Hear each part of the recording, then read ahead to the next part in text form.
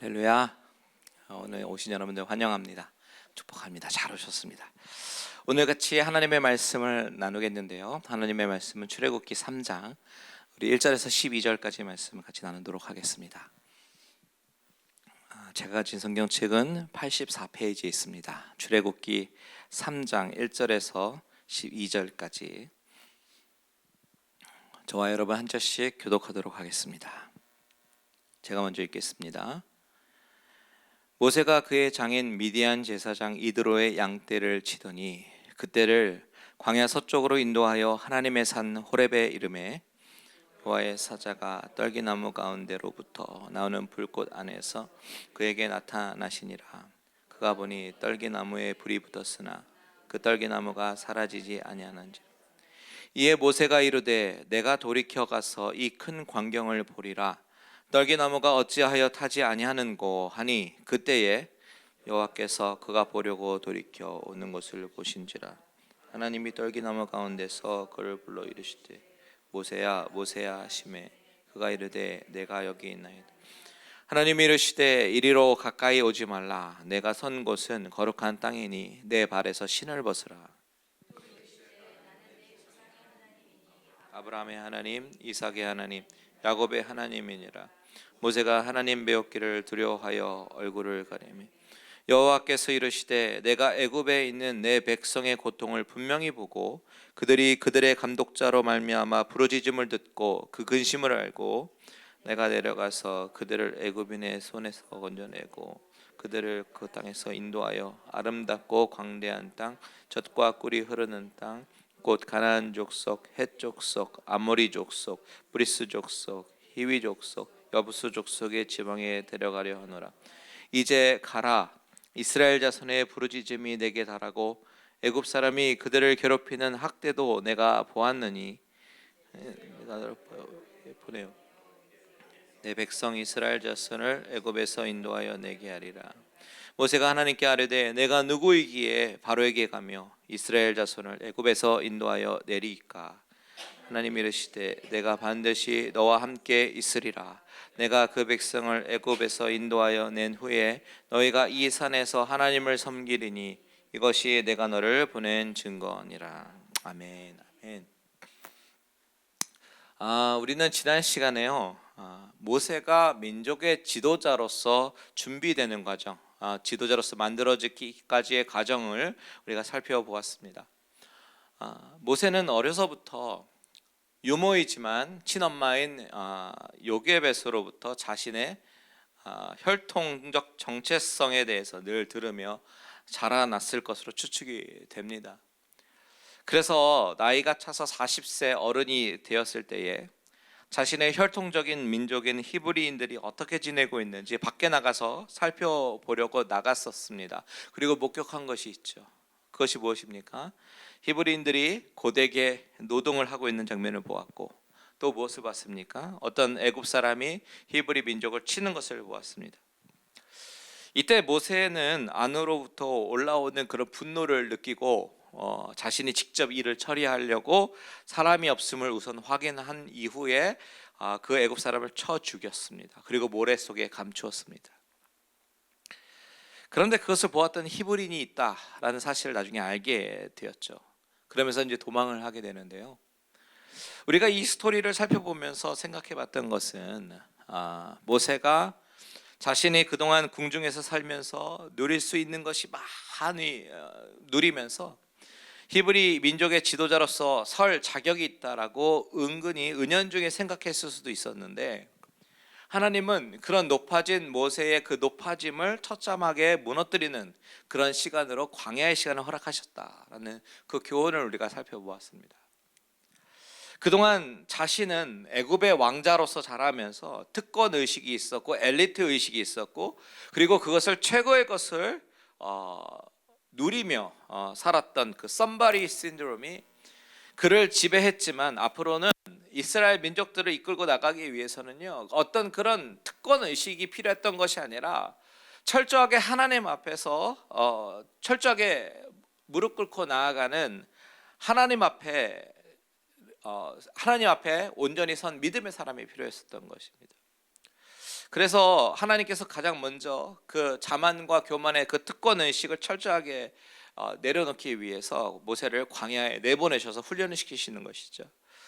그런데 그 광야에서 누구를 만나냐면 모세 아내인 십보라를 만나게 됩니다. 우연히 미디안 물가에서 우물가에서 십보라와 다른 딸들이 물을 기르려고 할 때에 불량배 같은 목자들을 만나게 되고 모세가 그녀들을 위기에서 구출하게 되죠.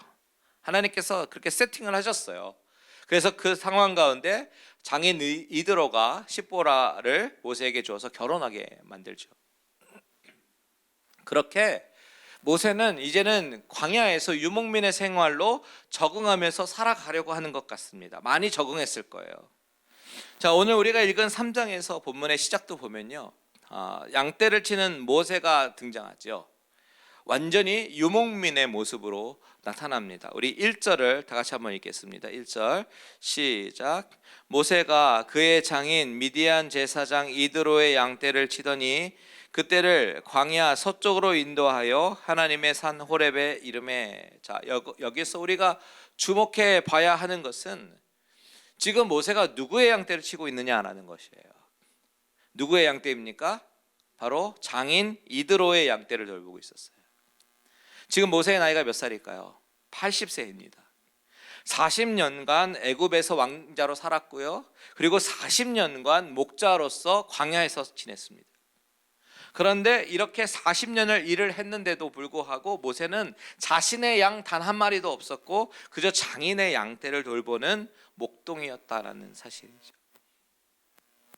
오늘날로 말하면 80이 되기까지 살면서 아무런 자신의 재산도 모아놓지 않고 하나도 없고 평생을 그저 최저임금 받고 살았던, 자신의 소유 하나도 없는 무기력한 삶을 살아왔구나라는 것입니다. 지난 40년간 모세가 어떻게 살아왔는지를 보여주는 그런 단서가 바로 1절의 말씀인 것이죠. 여러분, 성경이 왜 이런 말씀을 할까요? 우리가 창세기를 배울 때요, 애굽 사람들이 유목민을 바라봤을 때 어떤 시선으로 바라보았는가 여러분 생각나십니까? 다시 한번 확인해 볼까요? 창세기 46장 34절 한번 볼게요. 창세기 46장 34절 제가 읽어드리겠습니다. 당신들은 이르기를 주의 종들은 어렸을 때부터 지금까지 목축하는 자들이온데 우리와 우리 선조가 다 그러하니이다 하소서. 애굽 사람은 다 목축을 가증히 여기나니 당신들이 고센 땅에 살게 되리이다. 자, 요셉이 형들에게 당부하는 내용인데 바로를 만나거든 우리는 조상들로부터 목축을 하는 사람들이다라고 말하라고 얘기를 합니다. 왜냐하면 애굽 사람들은 무엇을 가증히 여기기 때문에, 목축을 가증히 여기기 때문에 그들과 멀리 떨어진 고센 땅에 살게 할 것이다라는 계산이 있었던 것이죠. 여러분, 여기서도 알 수 있듯이 애굽 사람들의 시선에서는 목축이라고 하는 것은 아주 천하고 가증히 여기는 그런 직업이었습니다. 모세도 애굽의 궁중에서 자라면서 그 애굽 사람들의 시선을 왜 알지 못하겠습니까? 그런데 지금 모세 그 자신이 지금 양떼를 돌보는 목자가 되어 있었어요. 성경이 이 부분을 자세하게 하는 이유가 무엇일까? 여러분, 이전에는 공주의 아들이었습니다. 많은 교육을 받았습니다. 귀족들과 함께 자랐습니다. 사회적인 신분과 권력이 있었고, 그렇기 때문에 이스라엘 민족의 리더로서 이보다 더 훌륭한 조건을 갖춘 사람은 없었습니다. 그런데 그런 사회적 자격으로 하나님은 리더를 세우시는 것이 아니다라는 사실이죠. 자격이 있어서 세우시는 것이 아니라 충분히 하나님을 인정하고 하나님을 의지하는 그 사람, 바로 그런 사람이 민족의 리더가 될 수 있는 것입니다. 지금 모세는 세상의 스펙을 다 잃어버린 상태예요. 그리고 오히려 애굽 사람들이 가증히 여기고 멸시하고 천하게 여기는 그런 직업으로 40년간 살았습니다. 그런데 게다가 자기의 양은 단 한 마리도 없는 그런 초라한 모습이죠. 모세의 특권 의식을요 아주 철저하게 하나님은 바닥까지 낮추시고 자신은 아무것도 아닌 그저 초라한 목동일 뿐입니다 라고 고백해 하시는 그런 장면이 있는 것입니다. 여러분, 시편 90편 한번 펴보실래요? 시편 90편. 성경을 가지고 오신 분들은 한번 펴보십시오. 시편 90편. 시편 90편을 찾아보시면 표제어가 나오는데 뭐라고 표제어에 써 있는지 먼저 찾으신 분은 한번 읽어봐 주시면 감사하겠습니다. 시편 90편의 표제어.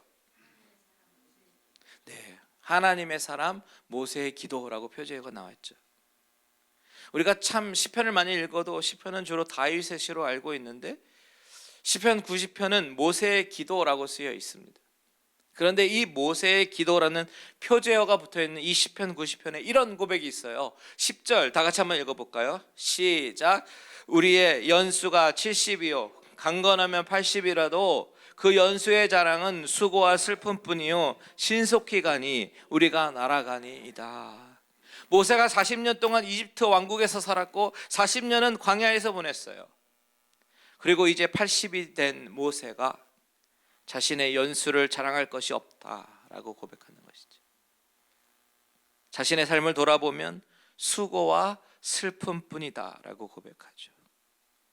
당시 최고의 강국 애굽에서 왕자로 살아가다가 이렇게 타지에서 목동으로 노바리로 살아가면서 낮아질 대로 낮아집니다. 그런데 바로 그때 그제서야 비로소 하나님은 모세를 찾으시는 거예요. 2절과 3절 오늘 본문 2절과 3절을 같이 한번 읽습니다. 시작. 여호와의 사자가 떨기나무 가운데로부터 나오는 불꽃 안에서 그에게 나타나시니라. 그가 보니 떨기나무에 불이 붙었으나 그 떨기나무가 사라지지 아니하는지라. 이에 모세가 이르되 내가 돌이켜 가서 이 큰 광경을 보리라. 떨기나무가 어찌하여 타지 아니하는고 하니 그때에 자 우리가 너무나도 잘 아는 본문이 있죠. 가시떨기나무에 불이 붙었습니다. 그래서 활활 타고 있어요. 그런데 자세히 보니까 나무에 불꽃은 있는데 어떤 나무 가지라든지 어느 것도 타고 있지 않은 그런 것입니다.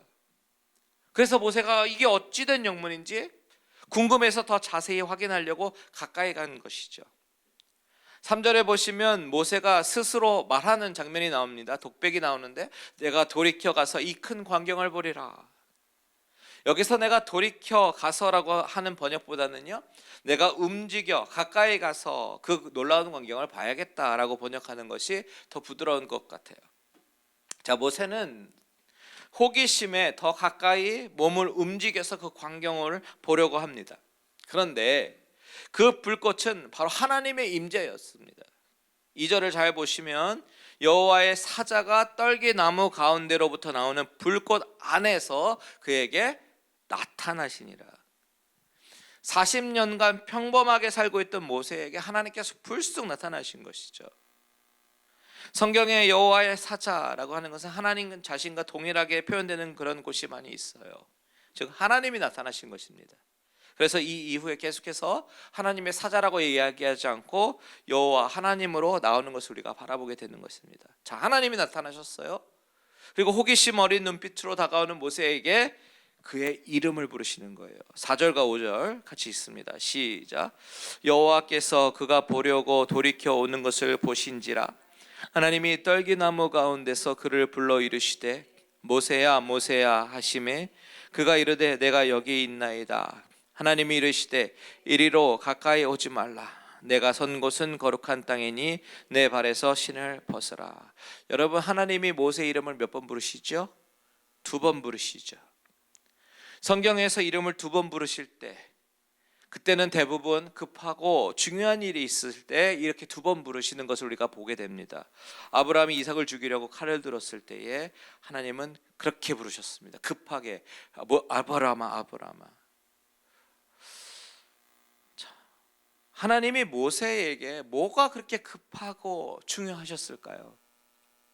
어떤 사람은 모세가 하나님의 그 거룩한 영역을 침범하는 것을 막기 위해서 급하게 부르신 것이다 라고 말하기도 합니다. 하나님은 거룩하시기 때문에 거룩한 곳에 침범을 하게 되면 죽임을 당할 수 있기 때문이다 라는 것이죠.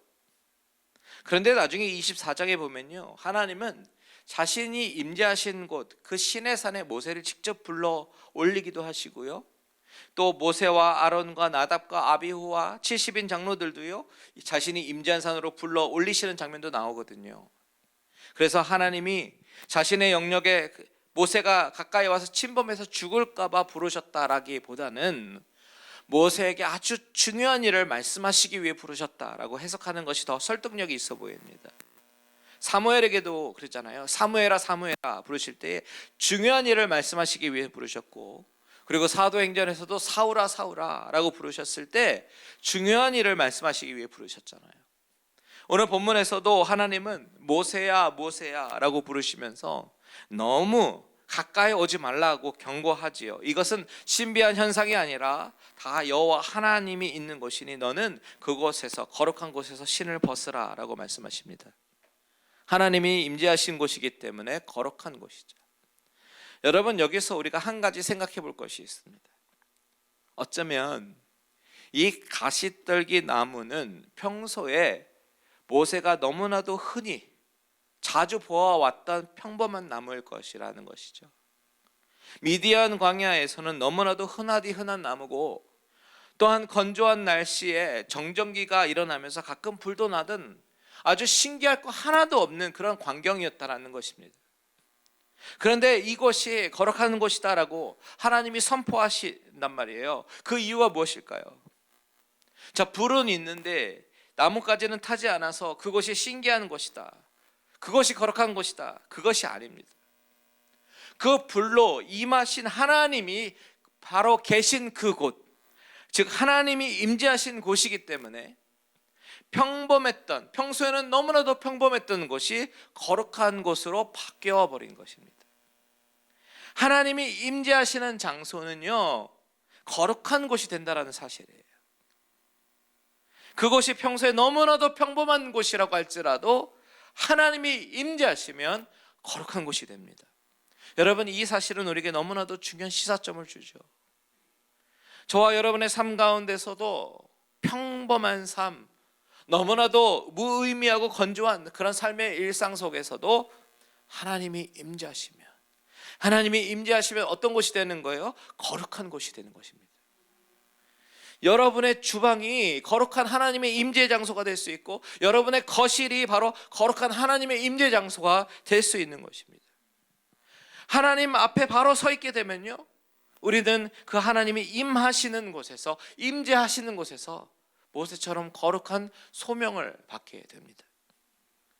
여러분의 일상생활 가운데, 여러분의 일터에서, 여러분의 가정에서 하나님이 임하시고 하나님으로부터 소명을 발견하시는 한 분 한 분 되시기를 주님의 이름으로 축원드립니다. 자, 우리가 본문을 더 읽어보면요, 여기에서 내 신을 벗으라 라는 말이 나오죠. 거룩한 하나님 앞에 나오는 모세에게 이곳은 거룩한 곳이니 내 발에서 신을 벗으라 라고 5절에서 말씀하십니다. 그리고 이 신발의 의미를 많은 분들이 해석하시면서 이 신발의 의미를 가지고 설교하시는 것 많이 들어보셨을 거예요. 저 또한 찾아보니까 가장 많이 설교하시는 것이 죄와 연관을 지어서 이 신발을 해석하시더라고요. 신을 벗는다라는 의미는 죄를 버린다라는 의미라는 것이죠. 신발에 묻은 모든 먼지와 더러운 것들을 다 벗어버리고 하나님 앞에 나아가야 한다라고 말합니다. 또한 어떤 분은 이것은 권리를 포기하는 것이다 라고 말씀하시는 분도 계셔요. 자신의 의지를 포기한다라는 의미로 말씀하십니다. 당시 노예는 신을 신고 다니지 않았기 때문에 모세 자신의 모든 의지와 권리를 포기하고 하나님의 종으로서 순종하라라는 의미로 해석하기도 합니다. 그런데요, 우리가 여기서 주목해 봐야 되는 것은 사실 신발의 의미가 아닙니다. 이 본문의 흐름을 우리가 주목해 봐야 하는데, 이 본문의 이야기의 흐름을 쭉 살펴보면 이 스토리 가운데 우리가 요점을 찾아보면요, 신발을 벗는 것은 이 흐름, 이야기의 흐름 가운데 중요한 이야기가 아니라는 것을 쉽게 우리가 알 수가 있습니다. 물론 약간 흥미로운 이야기이긴 하지만 이 신발을 벗는 것은 중요한 메인 아이디어가 아니라는 거예요. 하나님이 마치 너가 신발을 벗지 않으면 너는 벌을 받게 될 것이야, 그러니까 내 말에 순종하고 신을 벗으라 라는 뉘앙스로 협박하고 행위적인 순종을 강요하는 것처럼 우리가 받아들여서는 안 됩니다. 하나님은 인격적인 분이시기 때문에 순종을 강요하시는 분이 아니라 자발적인 순종을 기뻐하시는 분이시다라는 사실을 우리가 알아야 합니다. 그렇다면 오늘 본문에서 중요한 것이 무엇입니까? 신발을 벗는 의미를 찾는 것이 아니라 바로 소명을 주시는 그런 장면이라는 점이에요. 6절을 다 같이 한번 읽겠습니다. 6절 시작. 또 이르시되 나는 내 조상의 하나님이니 아브라함의 하나님, 이삭의 하나님, 야곱의 하나님이니라. 모세가 하나님 배웠기를 두려워하여 얼굴을 가리매. 자, 하나님이 자신을 뭐라고 얘기하십니까? 조상의 하나님이래요. 누구의 하나님? 아브라함의 하나님, 이삭의 하나님, 야곱의 하나님이라고 말씀하십니다. 여러분, 하나님께서 이렇게 조상들의 이름을 열거하면서 말씀하시는 이유가 무엇인가? something remind 하고 싶으신 게 있으신 것이죠. 그것이 뭐냐면 바로 조상으로부터 내려온 언약입니다. 창세기 46장 3절과 4절 우리 함께 같이 읽겠습니다. 시작. 하나님이 이르시되 나는 하나님이라 내 아버지의 하나님이니 애굽으로 내려가기를 두려워하지 말라. 내가 거기서 너로 큰 민족을 이루게 하리라. 내가 너와 함께 애굽으로 내려가겠고 반드시 너를 인도하여 다시 올라올 것이며 요셉이 그의 손으로 내 눈을 감기리라 하셨더라. 하나님은요, 출애굽을 미리 예전부터 예비하셨습니다. 그리고 그 계획을 이루어 가시는 중이셨어요. 그런데 애굽에 있는 백성들과 모세조차도 그 약속을 잊어버리고 있었던 것이죠. 그런데 하나님은 그 약속을 이루시기 위하여 400년 동안 그들과 함께 계셨습니다. 절대로 그 약속을 잊어버리지 않고 계셨어요. 하나님께서 이것을 모세에게 리마인드 시키기 위해서 가시떨기나무 불꽃 가운데 나타나신 것이죠. 내가 함께 하겠다고. 내가 있는 곳은 거룩한 곳이 되고 내가 함께 하고 있는 너희 민족들은 이 바로 말라 비틀어진 가시떨기나무 같을지라도 그 가운데 불같은 고통이 있을지라도 검게 타지 않고 거룩한 나의 백성으로서 능력을 나타낼 것이다. 이것을 말씀하시는 거예요. 7절 보십시오. 7절 시작. 여호와께서 이르시되 내가 애굽에 있는 내 백성의 고통을 분명히 보고 그들이 그들의 감독자로 말미암아 부르짖음을 듣고 그 근심을 알고. 자, 여호와께서 이르시되 내가 애굽에 있는 누구의 고통을? 내 백성의 고통을. 내 백성이라고 말씀하십니다. 가시떨기 나무처럼 너무나도 보잘것없이 무가치한 그들의 삶 속에서 불같은 시련 중에서도 타지 않을 수 있었던 것은 바로 그들이 하나님의 백성이었기 때문이죠. 이 가시떨기의 그 불이라고 하는 것은 그들이 경험하고 있는 불같은 시련이기도 하고 또 그 가운데서도 능력을 나타내 보이시는 하나님의 초월적인 능력을 나타내는 것이기도 합니다. 그런데 그들이 하나님의 백성이기 때문에 하나님의 백성, 내 백성이다라고 부르시는 하나님의 백성이기 때문에 하나님이 구원해 주시는데, 그렇다면 그들이 하나님의 백성이 될 수 있었던 그 이유, 그 까닭이 무엇이었습니까? 바로 아브라함과 이삭과 야곱에게 주셨던 바로 그 언약 때문이었다라는 거예요. 그래서 하나님은 나는 내 조상의 하나님, 아브라함의 하나님, 이삭의 하나님, 야곱의 하나님이시다 라고 강조하시면서 말씀하시는 거죠. 그러면서 말씀하셔요. 이제 가라. 내가 그들의 부르짖음을 들었고 괴롭게 학대당하는 것을 내가 보았다. 그러니 이제 가라. 소명을 주시는 거죠. 9절과 10절 있습니다. 시작. 이제 가라. 이스라엘 자손의 부르짖음이 내게 달하고 애굽 사람이 그를 괴롭히는 학대도 내가 보았으니 이제 내가 너를 바로에게 보내어 너에게 내 백성 이스라엘 자손을 애굽에서 인도하여 내게 하리라. 하나님은 모든 것을 다 보고 계셨고 다 듣고 계셨다라는 것이에요. 우리 사랑하는 갈릴리 은혜교회 성도 여러분, 우리 하나님은 어떤 분이시냐면 여러분의 모든 아픔과 고통을 다 보고 계셨고 여러분의 신음소리를 다 듣고 계신 분이십니다. 사방이 다 막힌 것 같이 내 인생이 무기력해질 때에, 너무나도 답답하고 어떻게 해야 할지 모르고 인생의 벽이 느껴질 때도 하나님은 다 보고 계셨고 여러분의 신음, 여러분의 기도 다 듣고 계셨습니다. 그리고 이제 하나님의 때가 되니까, 하나님이 정하신 때가 되니까 이제 일어나 가라 라고 말씀하시는 거예요. 여러분, 우리가 할 수 있는 건 아무것도 없습니다. 그저 내 일상의 삶 가운데 하나님이 임재하시는 거룩한 곳이 되기를 열망하는 것밖에 없고요, 하나님의 약속과 언약을 붙잡으면서 나아가는 것밖에 없습니다. 내 삶이 내 것이 아니잖아요. 모든 것이 하나님이 정하신 뜻과 하나님의 섭리 가운데 우리의 인생이 인도되어지기 때문에 우리는 바로 그 언약의 하나님만을 붙잡아야 되는 줄 믿습니다. 그리고 내가 서 있는 이곳, 내가 사는 그런 평범한 내 삶 가운데 그것이 하나님이 임재하시는 성전이 되고 그것이 바로 거룩한 곳이 되기를 힘써야 되는 것입니다. 저는 저와 여러분의 삶 가운데 일상생활에서 만나는 하나님, 임재하시는 하나님, 그 하나님을 만나게 되기를 주님의 이름으로 축원드립니다. 늘 하나님을 예배하고 감사하고 그리고 하나님의 언약을 붙잡고 나아가는 귀한 주의 성도님들 되시기를 주님의 이름으로 축원드립니다. 아멘. 우리 다 같이 찬양하고 기도하겠습니다.